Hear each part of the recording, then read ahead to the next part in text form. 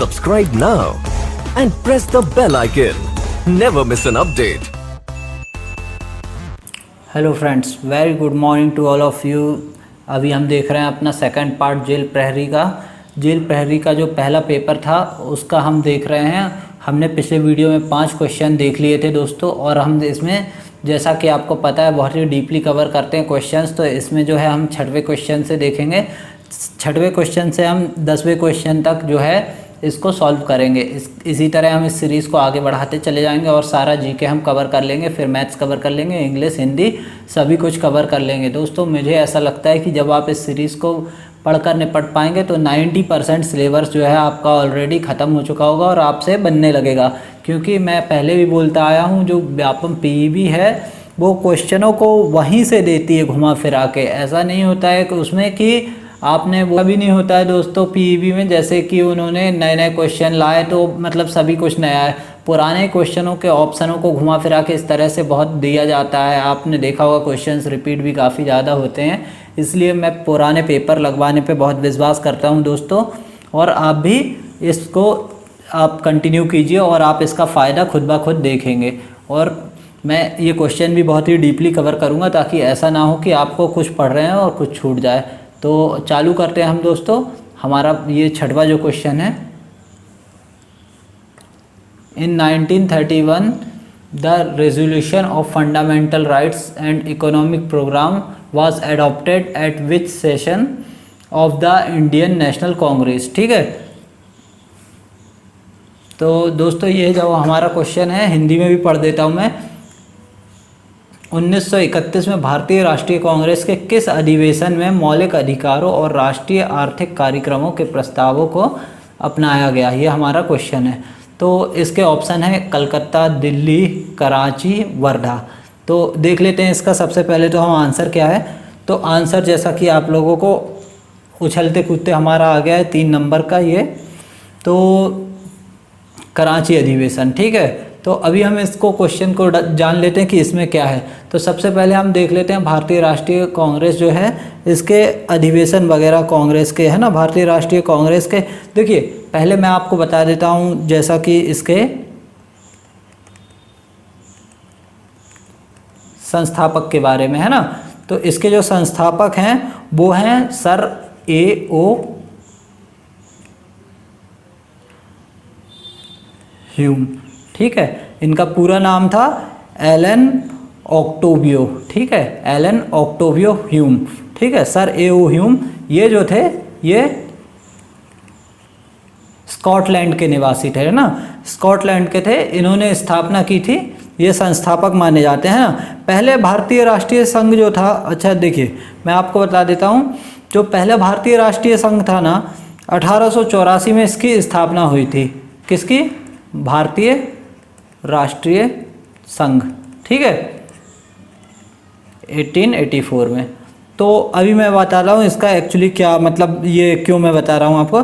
इसका जो प्रथम अधिवेशन था ना, ये जो पहला अधिवेशन था, फर्स्ट वाला जो अधिवेशन होता है ना, वो अधिवेशन हुआ था इसका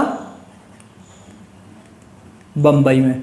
ठीक है, बम्बई में 1885 में। ठीक है, इसका पहला अधिवेशन हुआ था। इसके जो पहला अधिवेशन था इसके अध्यक्ष भी बहुत IMP हैं। तो इसके अध्यक्ष थे WC बनर्जी। इनका जो पूरा नाम है वो है व्योमेश चंद्र बनर्जी। ठीक है, इसके बाद देखो उस समय, देखो ये जो है ना, उस समय जो वायसराय था, ठीक है, वायसराय चलते थे उस समय। तो जो वायसराय था वो कौन था बता सकते हैं आप? वायसराय था लॉर्ड डफरिन। ठीक है, उस समय वायसराय लॉर्ड डफरिन था। तो ये तो था। ठीक है, अच्छा दादा भाई नौरोजी जो है ना अपने, इनके जो सुझाव पे, दादा भाई नौरोजी के सुझाव पर इसका नाम भारतीय राष्ट्रीय संघ से भारतीय राष्ट्रीय कांग्रेस किया गया था। ठीक है, इसलिए मैंने ये बताया था कि ये भारतीय राष्ट्रीय संघ की स्थापना 1884 में हुई थी।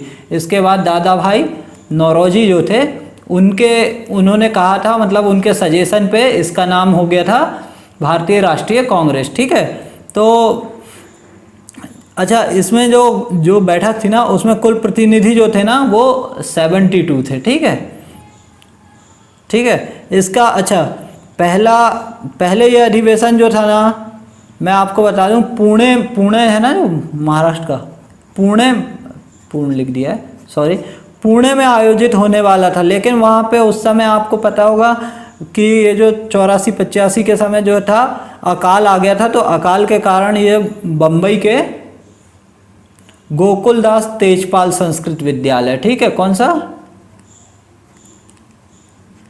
गोकुलदास तेजपाल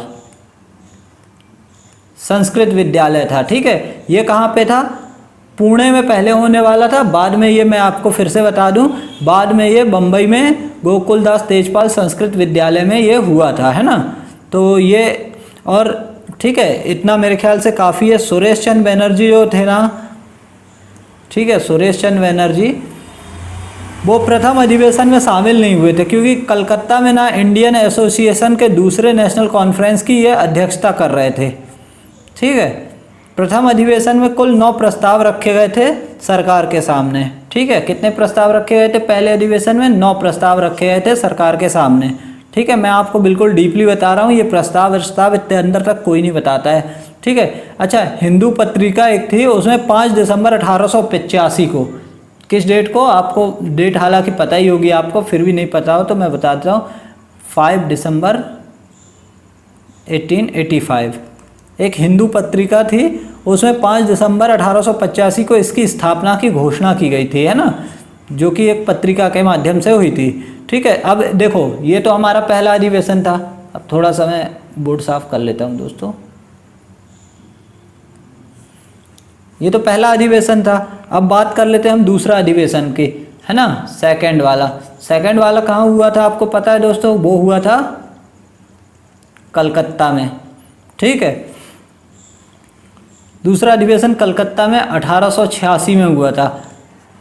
ये भी दोस्तों आईएमपी है, क्योंकि इसके जो अध्यक्ष थे ना,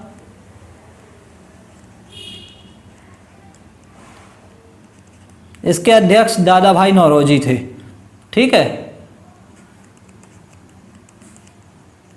दादा भाई नौरोजी इसके अध्यक्ष थे।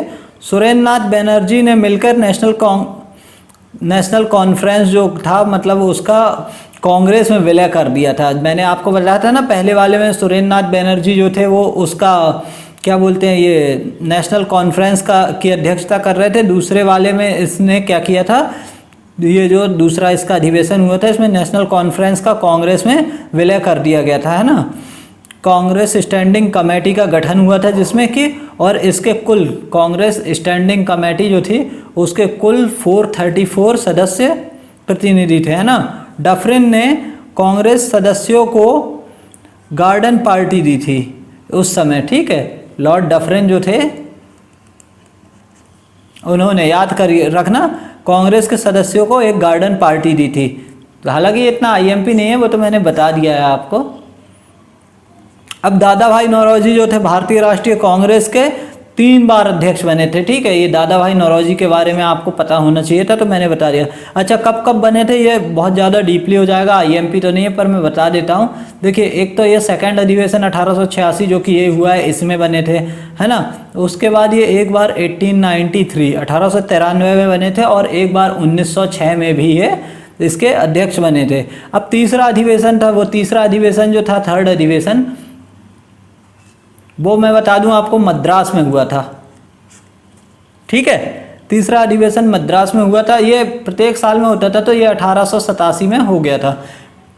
ठीक है, इसके जो अध्यक्ष थे, अध्यक्ष इसके भी आईएमपी हैं, क्योंकि ये देखिए पूछा जाता है, बार बार पूछा जाता है कि कौन से अध्यक्ष, मतलब किसमें हिंदू अध्यक्ष हैं, बंगाली अध्यक्ष हैं, मुस्लिम अध्यक्ष हैं, तो इस तरह से पूछा जाता है। तो ये देखो, ये जो तीसरा अधिवेशन था ना, थर्ड अधिवेशन जो मद्रास में हुआ था 1887 में, इसमें प्रथम बार मुस्लिम अध्यक्ष कोई बना था, और जिनका नाम था, आपको मैं बता दूं, बदरुद्दीन। लिखाई पे नहीं जाइएगा दोस्तों, मैं आपको वैसे भी बोल के भी बता रहा हूँ। बदरुद्दीन तैयब जी, ठीक है। कभी कभी मेरी थोड़ी राइटिंग ख़राब है, मैं इसे सुधारने की कोशिश कर रहा हूँ पर सुधर नहीं पा रही है, और है ना, तो दोस्तों आप समझ तो जा ही रहे होंगे। तो अच्छा देखिए, ये जो था बदरुद्दीन तैयब जी, ये थर्ड अधिवेशन में एक नारा दिया गया था, वो था कांग्रेसी बनो का नारा, ठीक है।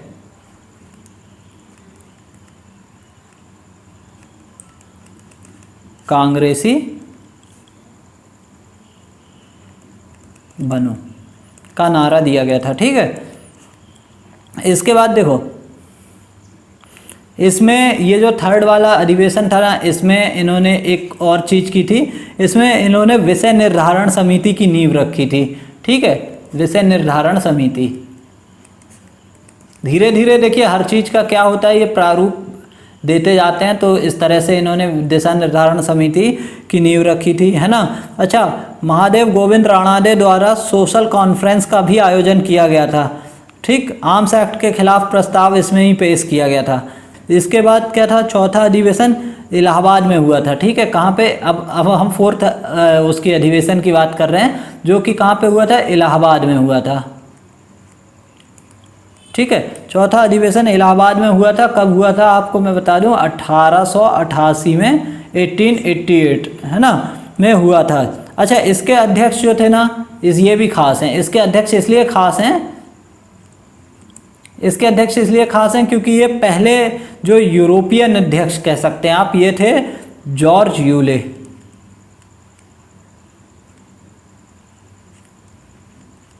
ठीक है। जॉर्ज यूले जो थे, इन्होंने ये चौथे वाला जो कॉन्फ्रेंस हुई थी, चौथा अधिवेशन इलाहाबाद में 1888 में, इसकी अध्यक्षता जॉर्ज यूले ने की थी, ठीक है। ये पहले यूरोपीय अध्यक्ष थे। लाला लाजपत राय जो थे कांग्रेस के, इस अधिवेशन में शामिल हुए थे और उन्होंने हिंदी में भाषण दिया था, ठीक। अच्छा, दो और प्रमुख व्यक्तियों के बारे में बता दूं, एक थे सैयद अहमद खान, सर सैयद अहमद खान, और एक थे, आपको पता होगा, हिंदी पढ़ी होगी आपने, हिंदी लूसेंट उसमें दिया हुआ है, हिंदी जब अपन पढ़ते हैं, राजा सितारे हिंद, राजा सितारे हिंद, इनका नाम शुरू के कुछ पेजों में लूसेंट में लिखा हुआ है ना। तो इनने इस अधिवेशन का जो ना, फोर्थ अधिवेशन जो हम पढ़ रहे थे, इसका विरोध किया था, ठीक है। फोर्थ अधिवेशन का विरोध किया था। अच्छा, गवर्नर जो थे ना वहाँ पे, उस समय गवर्नर कैल्विन थे, है ना, इनने भी इस अधिवेशन का विरोध किया था, याद रखिएगा, ये बात मैं आपको बता देता हूँ, ठीक है।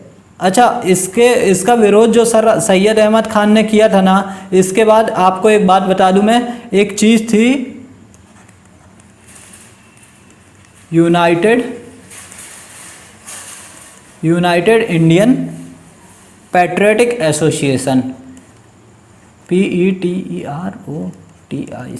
पैट्रियोटिक की स्पेलिंग गलत हो तो दोस्तों मिला लीजिएगा, मैं बार बार बोल रहा हूँ, यूनाइटेड इंडियन पैट्रियोटिक एसोसिएशन, ठीक है।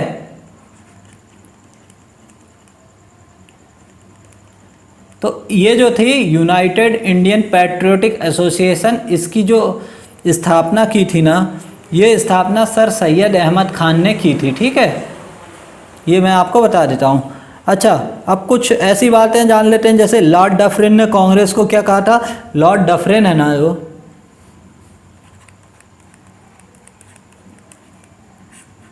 लॉर्ड डफरिन ने कांग्रेस को कहा था कि ये जनता के उस वर्ग का प्रतिनिधित्व करती है जिसकी संख्या सूक्ष्म है, ठीक है, याद रखिएगा। ये डफरिन ने कहा था कि ये कांग्रेस को कहा था कि ये जनता के उस वर्ग का प्रतिनिधित्व करती है जिसकी संख्या सूक्ष्म है, यानी कम है, ठीक है। या वहीं विपिन चंद्रपाल ने क्या कहा था, ये भी मैं आपको बता देता हूँ। विपिन चंद्रपाल ने कहा था कांग्रेस को याचना संस्था कहा, ठीक है, उन्होंने कांग्रेस को याचना संस्था कहा था। अच्छा, यहीं पे एक अश्वनी कुमार दत्त हैं, इन्होंने भी कुछ कहा था, जो आता तो नहीं है परंतु IMP है, आप देख लीजिए, अश्वनी कुमार दत्त, क्योंकि आजकल व्यापम कुछ भी पूछ लेता है, आपको पता है। तो अश्वनी कुमार दत्त ने इसको कहा था 3 दिनों का तमाशा, ठीक है। 3 दिनों का तमाशा। 3 दिनों का तमाशा इसको किसने कहा था? अश्विनी कुमार दत्त ने कहा था। ठीक है, अब देखो ये तो हो गई हमारी चौथे अधिवेशन की बात। अब मैं फिर से थोड़ा सा बोर्ड साफ करके आपको 5वें अधिवेशन की बात करते हैं। अभी हम सिर्फ बात कर रहे हैं किसकी? भारतीय राष्ट्रीय कांग्रेस की। हमारे वीडियो सभी जानते हैं थोड़े लंबे हो जाते हैं, पर कोई दिक्कत नहीं है, हमें पढ़ने से मतलब है, हम पढ़ रहे हैं, कुछ भी छूटना नहीं चाहिए दोस्तों। मुख्य बात होती है कि जो आपने पढ़ा है उसमें से यदि आए तो आपको बनना चाहिए। अच्छा, 5वां अधिवेशन जो हुआ था ना, वो हुआ था बम्बई में। ठीक है, बम्बई में 1889 ईस्वी में। ठीक है, 1889 में। इसके अध्यक्ष जो थे, अब अध्यक्ष उतने मायने नहीं रखते हैं पर मैं बता देता हूं इसके अध्यक्ष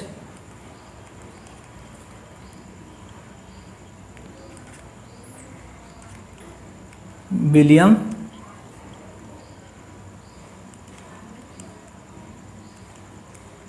बैडरबर्न। ठीक है, विलियम बैडरबर्न इसके अध्यक्ष थे, माफ़ कीजिएगा, है ना, विलियम बैडरबर्न इसके अध्यक्ष थे। अच्छा, इसमें 21 वर्षीय मताधिकार पारित किया गया था। इसके बाद मैं आपको बता देता हूँ इसका छठा अधिवेशन। छठे अधिवेशन की खासियत बता देता हूँ। एक्चुअली आपको हर अधिवेशन मतलब कब हुआ, क्या हुआ, ये सब तो है ही। IMP 1890 में कलकत्ता में हुआ था ये, 1890 में कलकत्ता में हुआ था ये। इसकी खासियत ये है कि प्रथम महिला स्नातक जो हैं, ठीक है, आपको पता ही होगा लूसेंट में विविध में दिया हुआ है प्रथम महिला स्नातक। ठीक है, तो इसमें प्रथम महिला स्नातक जो हैं वो हैं कादम्बिनी गांगुली। ठीक है,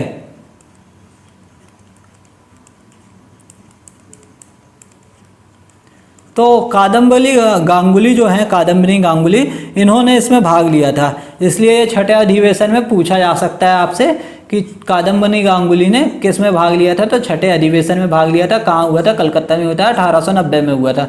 बाकी इसमें ऐसा कुछ खास मुझे लगा नहीं, आपको लगाओ तो आप लोग डिटेल में पढ़िए। मैं तो आपको 7वां अधिवेशन बताता हूँ। 7वां अधिवेशन जो था वो नागपुर में 1891 में हुआ था। ठीक है, इसके बाद 8वां अधिवेशन जो था वो इलाहाबाद में हुआ था। मैं एक वीडियो बनाऊंगा जिसमें ट्रिक से ये सभी आपको याद करा दूंगा। ठीक है, अभी तो ये ऐसा है कि बहुत सारे अधिवेशन हैं। 9वां 10वां अधिवेशन मद्रास में हुआ था और 11वां पूना में हुआ था।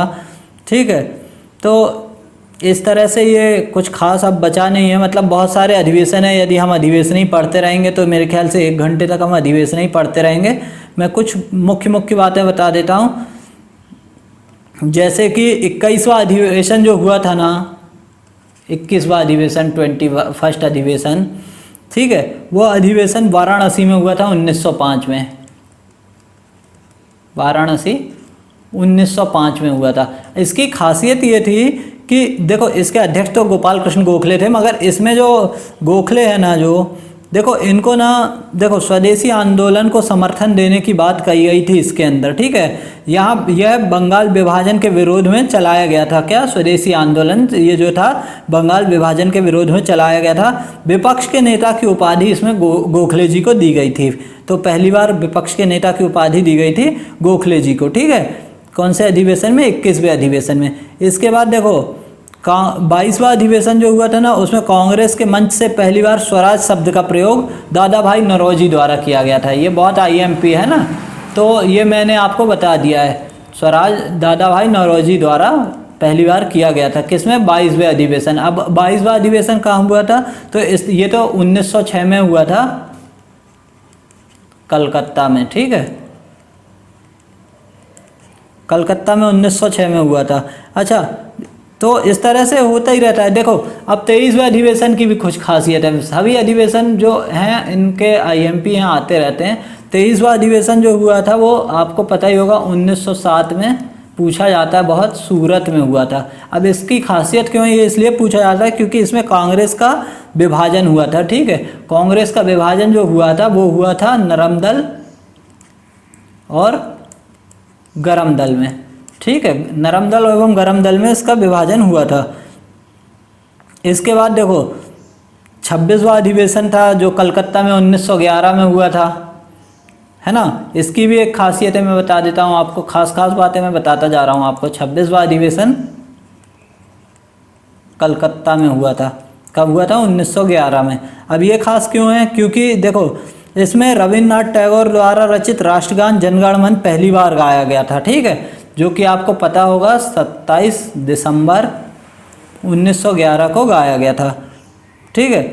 सर्वप्रथम ये जो तत्वबोधिनी पत्रिका में 1912 में भारत भाग्य विधाता के शीर्षक से इसे प्रकाशित भी किया गया था, ठीक है। तो इस तरह से ये अधिवेशन मैंने बता दिए हैं। देखिए अधिवेशन तो बहुत सारे मैं आपको बता देता हूँ, है ना, तो सारे मैं बताऊँगा। जैसे 31वां अधिवेशन भी है और IMP है, स्वराज मेरा जन्मसिद्ध अधिकार है, मैं ऐसे लेकर रहूँगा, बाल गंगाधर तिलक ने ये किस में कहा था आपको मैं बता दूँ, 31वें अधिवेशन में कहा था, है ना। उसके बाद क्या था? उसके बाद कांग्रेस ने मार्ले मिंटो सुधार को अपनी स्वीकृति भी दी थी, है ना। उसके बाद 32वां अधिवेशन जो हुआ था, अपन 31 तक पहुँचे, 32वां अधिवेशन। इसकी खासियत क्या थी? इसकी खासियत थी कलकत्ता में 1917 में एनी बेसेंट जो थी इसकी अध्यक्ष थी, है ना, प्रथम विदेशी महिला जो की थी अध्यक्ष, इसलिए ये एनी बेसेंट ने किस अधिवेशन का वो किया है, तो ये आपको पता होना चाहिए। 32वां अधिवेशन, ये बहुत IMP है, पहली विदेशी महिला थी ये, ठीक है, जो कि अध्यक्ष बनी थी। सर्वप्रथम तिरंगे झंडे को कांग्रेस ने अपनाया था, किस में अपनाया था? इसी 32वें अधिवेशन में अपनाया था, ठीक है। तो ये इस तरह से अधिवेशन है। अभी हम और ज़्यादा इसको डीपली नहीं पढ़ते, अधिवेशन के वीडियो में पढ़ लेंगे। मुझे लगता है इतना जो हमने पढ़ लिया है ये काफ़ी है अधिवेशनों के बारे में, ठीक है। फिर अभी हम बात कर लेते हैं अपने ऑप्शनों के बारे में, है ना। इसको मैं मिटा देता हूँ। अब देखो अपन बात करते हैं कलकत्ता की। देखो कलकत्ता बंगाल की खाड़ी के शीर्ष तट पे जो है हुगली नदी के पास बसा हुआ है, ठीक है। कलकत्ता, कई बार क्वेश्चन आता है कौन किस नदी के किनारे बसा हुआ है, तो मैंने आपको बता दिया हुगली नदी, है ना, हुगली नदी के किनारे बसा हुआ है। इसका ये पश्चिम बंगाल में है कलकत्ता, है ना, पश्चिम बंगाल यानी वेस्ट बंगाल की ये राजधानी है, इसकी ये कैपिटल है ना। और भारत का सबसे बड़ी बात यह है कि दूसरा सबसे बड़ा महानगर तथा 5वां सबसे बड़ा बंदरगाह भी है ये, है ना। पहला सबसे बड़ा महानगर आप लोग मुझे कमेंट करके बताएंगे, मैंने आपको बता दिया ये दूसरा महानगर है ना, ठीक है।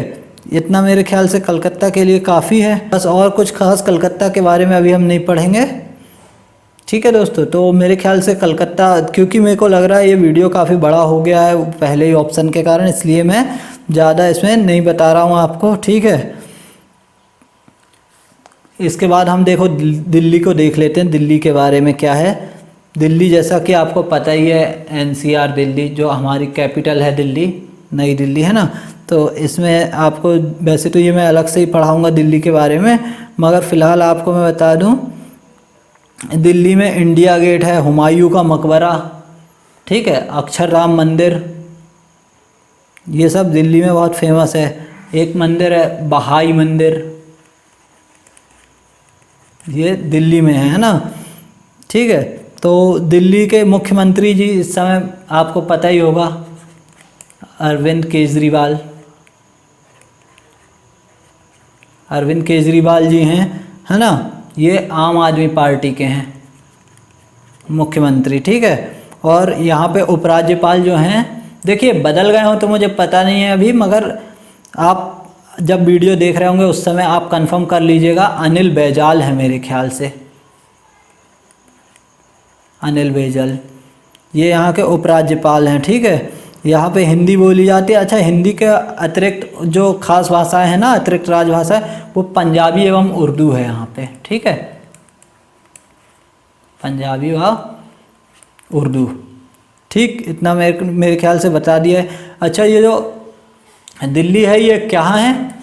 जैसे ये कलकत्ता हुगली नदी के किनारे था, ये यमुना नदी के किनारे माना जाएगा, ठीक है। दिल्ली यमुना नदी के किनारे स्थित है ना।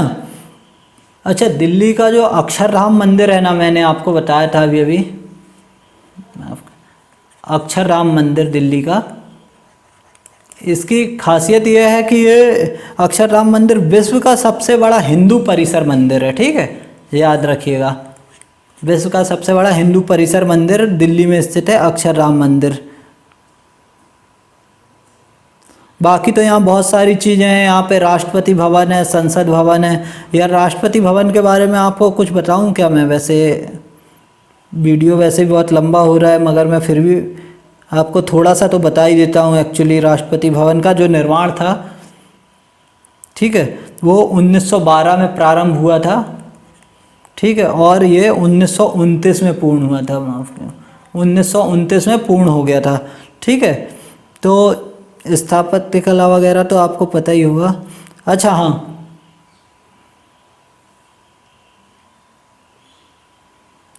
एडविन लुटियस ने इसका निर्माण किया था। किसका निर्माण? एडविन लुटियस, याद रखिएगा,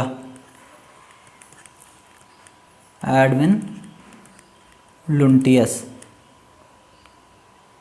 बात करते हैं हम संसद भवन की। तो संसद भवन जो है,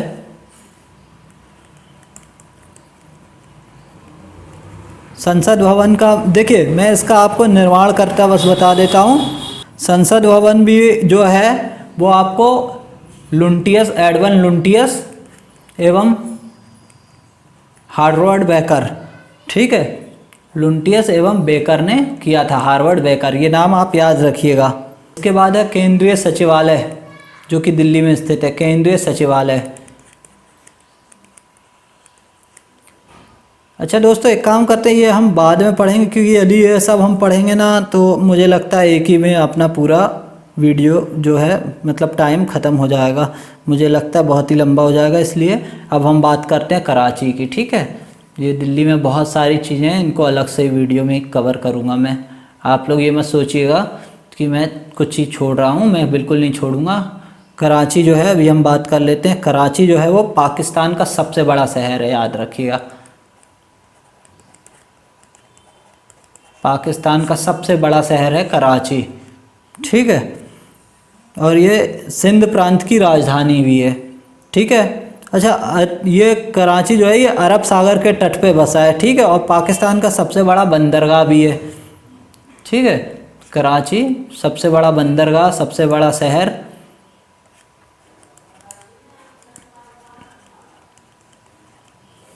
अरब सागर के किनारे बसा हुआ है ना। तो मेरे ख्याल से इतना कराची के लिए काफ़ी है, ठीक है। कराची में जो है मैं आपको बता दूं, ये सिंध प्रांत में है, पाकिस्तान में है ना। और इसमें कराची के लिए काफ़ी था मेरे ख्याल से। अब मैं बात कर रहा हूँ वर्धा की, हमें थोड़ा जल्दी जल्दी निपटाना होगा इस वीडियो को, है ना। तो वर्धा की बात कर रहे हैं अपन। वर्धा जो है भारत के महाराष्ट्र राज्य के वर्धा ज़िले में स्थित एक नगर है, ठीक है। ये जिला मुख्यालय भी है, ठीक है। वर्धा की बात करें हम तो, ठीक है। वर्धा कहाँ पे है? महाराष्ट्र में, ठीक। इतना मेरे ख्याल से वर्धा के लिए काफ़ी है। अच्छा, ये एक और बात बता दूँ, ये इंद्र देवता की नगरी के रूप में भी वर्धा जो है वो विख्यात है ना, और इसको इंद्रपुरी कहते हैं। आपको याद रखिएगा, वर्धा का कभी निकनेम हालांकि इतना डीपली आता नहीं है, पर इंद्रपुरी अब आई है वीडियो में तो बात है तो बता दिया मैंने, इंद्रपुरी, ठीक है। इतना मेरे ख्याल से इस क्वेश्चन के लिए काफ़ी है। अब हम देखेंगे दोस्तों अगला क्वेश्चन। तो अगला जो क्वेश्चन हमारा दोस्तों है, अगला क्वेश्चन जो हमारा है दोस्तों वो है, मध्य प्रदेश सरकार द्वारा 2018 में राष्ट्रीय कालिदास सम्मान से किसे सम्मानित किया गया, ठीक है। देखिए दोस्तों, वैसे तो ये थोड़ा सा क्वेश्चन पुराना हो गया है ना, हालांकि इतना पुराना भी नहीं हुआ है, मगर कालिदास सम्मान से किसे संबोधित वो किया गया है, मतलब सम्मानित किया गया है, ये पूछा गया है। Madhya Pradesh government has conferred the 2018 national Kalidas Samman, है ना। ये किसे दिया गया है? इसके लिए 4 ऑप्शन हमारे पास हैं। मैसनाम कामिनी कुमार सिंह, अंजलि इला मेनन, प्रभाकर कारेकर और हरिचरण। तो हम इसका आंसर देख लेते हैं। इसका आंसर है हमारा सेकंड नंबर का, ये देखिए 2, अंजलि इला मेनन, ठीक है। देखो, व्यक्तियों के बारे में तो खैर वो तो पता नहीं किस किस के क्या नाम दिए गए हैं, मगर मैं आपको कालिदास सम्मान के बारे में थोड़ा सा बता देता हूँ। तो ये कालिदास सम्मान भारत के मध्य प्रदेश सरकार द्वारा, किसके द्वारा? भारत की मध्य प्रदेश सरकार द्वारा दिया जाने वाला ये प्रतिष्ठित कला सम्मान है, ठीक है। प्रतिष्ठित कला सम्मान है। इसकी स्थापना जो थी 1980 में, कालिदास सम्मान, ठीक है, याद रखिएगा, की गई थी। और वर्ष 2018 में कालिदास सम्मान जो था वो अंजलि इला मेनन को दिया गया था, ठीक है। मेरे ख्याल से कालिदास सम्मान में इतना आपके लिए काफ़ी है, सफिशियंट है। अब हम बात करते हैं अगले क्वेश्चन की। अगला क्वेश्चन जो हमारा है, जैसा कि हमारा आंसर पहले ही आ गया है बहाई, मगर क्वेश्चन में बता दूं, दिल्ली में स्थित कमल मंदिर जो है, लोटस टेम्पल जिसे बोलते हैं, वो किस धर्म के अनुयायियों का पवित्र स्थल है ना। तो पारसी धर्म, बहाई धर्म, यहूदी धर्म, जैन धर्म। तो हमें इसमें बताना है, तो हमारा जो आंसर है वो है आंसर नंबर 2, बहाई धर्म। अब देखो कमल मंदिर जो है एक्चुअली वो क्या है, मैं आपको बता दूं, वो है बहाई उपासना मंदिर, ठीक है, बहाइयों की उपासना का मंदिर ये है, ठीक है। लोटस टेम्पल या कमल मंदिर इसे बोलते हैं। अच्छा, ये भारत की राजधानी जो दिल्ली है ना, दिल्ली में स्थित है। लोटस टेम्पल है ना, इसके वास्तुकार का नाम मैं आपको बता देता हूँ। वास्तुकार का नाम वैसे आया नहीं अभी तक, पर कभी भी आ सकता है। तो इसका नाम है फरीवर्जा, ठीक है, फरीवर्जा सहबा, ठीक है। फरीवर्जा सहबा जो है ये लोटस टेम्पल को बनाने वाले वास्तुकार का नाम है, ठीक है। अच्छा, एक और बात मैं आपको बता दूं, ये बहाई धर्म के संस्थापक कौन थे, ये थे बहाउल्लाह, ठीक है। बहाउल्लाह जो थे ये बहाई धर्म के संस्थापक थे, ठीक है। अच्छा, अब हम बात कर लेते हैं थोड़ा सा ये फारसी धर्म का, जो हमारा पहला वो था, है ना, फारसी धर्म। फारसी धर्म के बारे में मैं आपको बता दूं, यह फारस का राजधर्म हुआ करता था। और एक बहुत ही फेमस चीज़ है जिंद अवेस्ता। जिंद अवेस्ता जो है नाम के धर्म ग्रंथ पे आधारित ये ग्रंथ है, ठीक है। जिंद अवस्था जो है इस धर्म पे फारसी धर्म आधारित है, ठीक है, याद रखिएगा। ये जिंद अवस्था किस धर्म से संबंधित है ये बहुत आता है। इसके संस्थापक जो थे वो थे जरथुष्ट्र, महात्मा जरथुष्ट्र, ठीक है। ये पारसी धर्म के संस्थापक थे, इसीलिए इसे जरथुष्ट्री धर्म भी कहते हैं, ठीक है। ऐतिहासिक रूप से जो फारसी धर्म है ना, उसकी शुरुआत जो है वो 6th सेंचुरी में, 6वीं शताब्दी में ईसा पूर्व मानी जाती है, ठीक है। मेरे ख्याल से इतना आपके लिए काफ़ी है इसके ये पारसी धर्म के बारे में। हम थोड़ा सा बहाई धर्म के बारे में फिर से जान लेते हैं और जान लेते हैं। मैं बता देता हूँ आपको, हालांकि क्योंकि ये अगला ऑप्शन हमारा है और पर ये आंसर था, तो मैंने काफ़ी कुछ आपको बता ही चुका हूँ। बहाई धर्म जो था 19वीं सदी में ईरान में शुरू हुआ था, ठीक है। 19th सेंचुरी में ईरान का धर्म है ना, ईरान में शुरू हुआ था। और ये एक स्वतंत्र धर्म है, ये किसी भी अन्य धर्म की शाखा नहीं है दोस्तों। कई बार होता है, आपको बता दूं, कोई ये हिंदू, मुस्लिम या क्रिश्चियन या यहूदी या किसी भी धर्म की शाखा नहीं, ये एक स्वतंत्र धर्म है। ये किसी भी अन्य धर्म की शाखा नहीं है दोस्तों। अभी गाड़ी गुजर गई थी थोड़ी सी, इसलिए थोड़ा दिक्कत आई थी। ये सभी धर्मों को मान्यता देता है ना, बहाई धर्म जो है वो सभी धर्मों को मान्यता देता है, ठीक है। और यहाँ इसकी स्थापना ना बहाउल्लाह ने की थी, जैसा कि मैंने आपको पहले बता ही चुका हूँ, तो फिर से एक बार बोल दिया हूँ। और ये एक ही ईश्वरवाद और विश्व भर के विभिन्न धर्मों के पंथों की एकमात्र आधारशिला पर जोर देता है। बहाई धर्म की प्रमुख किताब है, याद रखिएगा। हाँ, किताब है अक़दस जो है वो बहाई धर्म की प्रमुख किताब है, मतलब प्रमुख धर्म ग्रंथ है, इसे ऐसा बोलेंगे एक्चुअली, माफ़ कीजिएगा, प्रमुख किताब नहीं, प्रमुख धर्म ग्रंथ बोलेंगे। दिल्ली का जो कमल मंदिर है ना, ये बहाइयों का पूजा स्थल है, जहाँ वर्ष भर में करीब 40 लाख लोग आते हैं बहाइयों के, है ना। बहाइयों की जो इजराइल के हाफिया में स्थित सार्वभौमिक जो न्यायालय है ना, वो बहाइयों की सर्वोच्च संस्था है, ये बात याद रखिएगा आप। हालांकि इतना डीपली आएगा नहीं, इतना किसी धर्म में घुसने की कोई ज़रूरत भी नहीं है, ठीक है। तो मेरे ख्याल से बहाई धर्म काफ़ी है। अब हम थोड़ा सा यहूदी धर्म देख लेते हैं, यानी जेरूसलम, इसकी बात कर लेते हैं हम यहूदी धर्म की। तो देखो, विश्व के प्राचीनतम धर्मों में से एक तो है ही है ये, है ना, यहूदी धर्म, या यूदावाद भी कहते हैं इसको। ये दुनिया के प्रथम एक ईश्वरवादी धर्म है, ठीक है, याद रखिएगा, ठीक है। ये सिर्फ एक धर्म ही नहीं है बल्कि पूरी जीवन पद्धति है, जो कि इज़राइल और हिब्रू भाषियों का राजधर्म भी है, ठीक है। इस धर्म में ईश्वर को और उसके नबी योनी पैगंबर को मान्यता प्रदान है, ठीक है। अच्छा, और इसके धार्मिक ग्रंथों में ना एक तो है तनख,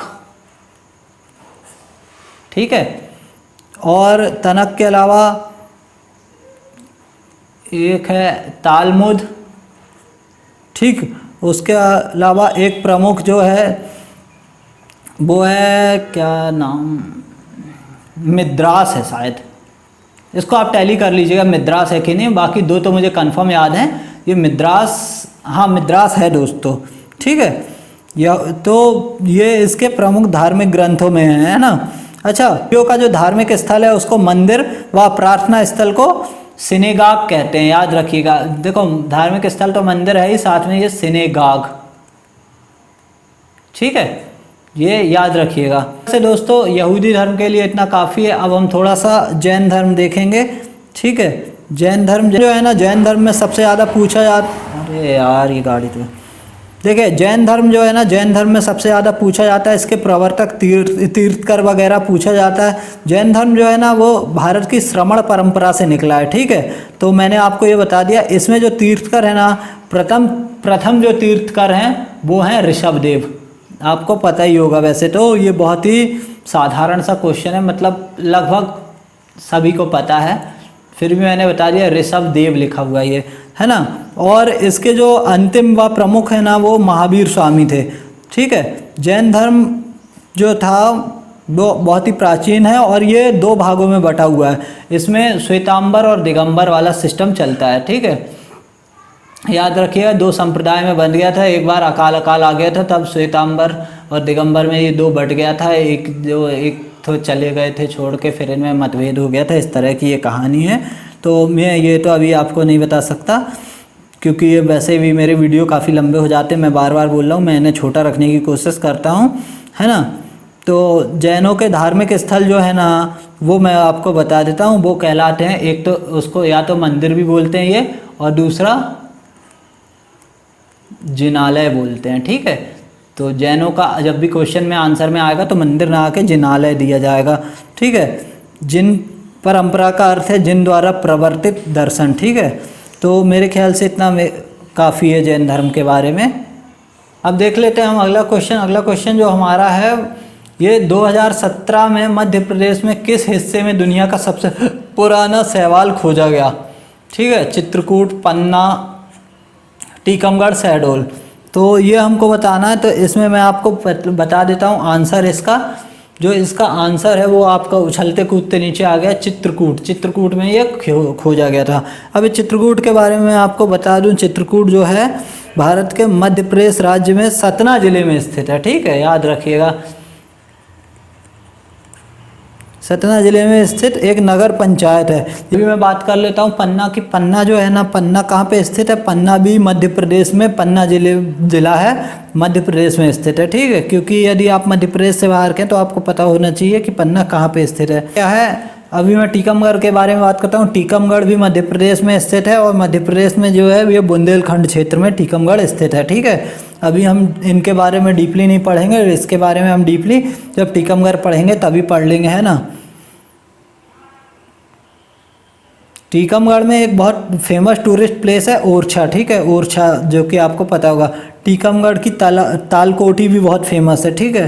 तो ये कुछ टीकमगढ़ में काफ़ी कुछ है, मगर मैं देखो इसके जो प्रमुख स्थान हैं, जैसे छोटी देवी जी जो हैं, बड़े महादेव हैं टीकमगढ़ में, बागज माता मंदिर है, ये सब टीकमगढ़ में है। आहार जी हैं, परोरा जी हैं, बांधा जी हैं, अछूरा जी हैं। तो इन सबको, बलदेवगढ़ है, ये सब मैं आपको जतारा, ये सब बाद में बता दूंगा जब टीकमगढ़ हम पढ़ेंगे। अभी मैं वीडियो को ज़्यादा लंबा नहीं करना चाहता हूँ, क्योंकि यहाँ पे लाइट गोल हो गई, कभी भी मेरा कंप्यूटर बंद हो सकता है दोस्तों।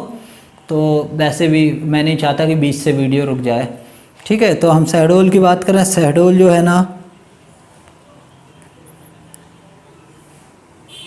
शहडोल भारत के मध्य प्रदेश राज्य का एक जिला है, ठीक है। तो ये मैंने बता दिया हूँ, ये चारों ही मध्य प्रदेश के थे, ठीक है। ये अगला क्वेश्चन हम देखते हैं। मध्य प्रदेश राज्य में राज्य आनंद संस्थान का सामान्य निकाय का अध्यक्ष कौन होता है? तो देखो दोस्तों, इसके ऑप्शन है राज्य का मुख्यमंत्री, सचिव, राज्यपाल या राष्ट्रपति। तो मैं आपको बता दूं, राज्य के जो मुख्यमंत्री होते हैं वो ही इसके अध्यक्ष होते हैं इस निकाय के, ठीक है। तो आपको मैं थोड़ा सा मध्य प्रदेश के बारे में बता देता हूँ। तो पहले बता देता हूँ मैं मध्य प्रदेश राज्य का गठन बता देता हूँ आपको। जो मध्य प्रदेश का गठन हुआ था वो हुआ था 1 नवंबर 1956 को, ठीक है। मध्य प्रदेश दिवस भी कब मनाया जाता है?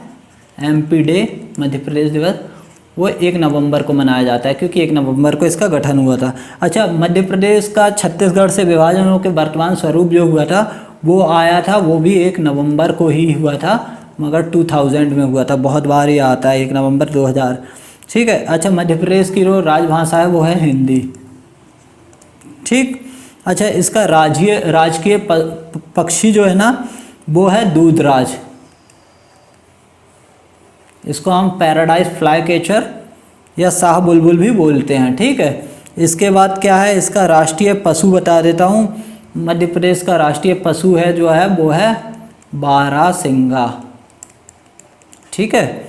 इसके बाद इसका राजकीय पुष्प बता देता हूँ। पुष्प जो है वो है लिली,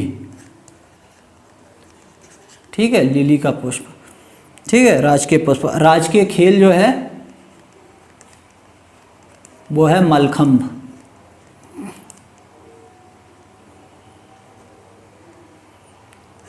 ठीक है। इसके बाद मैं इसका राजकीय नाट्य बता देता हूँ।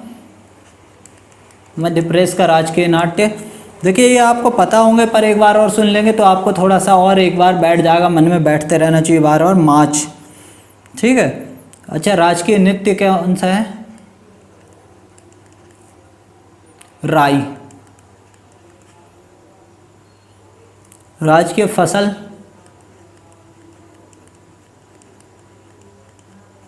सोयाबीन, ठीक है। अच्छा, मध्य प्रदेश का राजकीय वृक्ष भी बात कर लेते हैं, बरगद। मध्य प्रदेश का जो क्षेत्रफल है वो है 3,08,252, 252, ठीक है। इसमें 52 जिले हैं, 52 जिले, ठीक है। तहसीलें 353, विकास खंड इतना डीपली नहीं आएगा, 313 हैं, पर छोड़िए आप। नगर निगम 18 हैं। अच्छा हाँ, इसकी लोकसभा सीट और राज्यसभा सीट, ठीक है। लोकसभा सीट एवं राज्यसभा सीटें जो हैं 29 लोकसभा सीट हैं और 11 राज्यसभा की सीटें हैं, ठीक है। मध्य प्रदेश विधानसभा में कुल 230 + 1 सीट हैं, ठीक है। जो मेरे ख्याल से मध्य प्रदेश के लिए इतना काफ़ी है, मैंने आपको बता दिया है। इसी के साथ ये 10 क्वेश्चन हमारे समाप्त होते, 5 क्वेश्चन और समाप्त होते हैं। इस तरह से हम 10 क्वेश्चन पूरे देख चुके हैं। अब हम अगले वीडियो में इसके 10 से 15 क्वेश्चन देखेंगे और फिर उसके में 15 से 20 क्वेश्चन देखेंगे और हमारा वीडियो जो है वो कंप्लीट हो जाएगा, ठीक है दोस्तों। मुझे लगता है आपको मेरा वीडियो पसंद आया होगा, और आया हो तो बढ़िया है। मेरे चैनल को सब्सक्राइब करें, लाइक करें, शेयर करें, कमेंट करें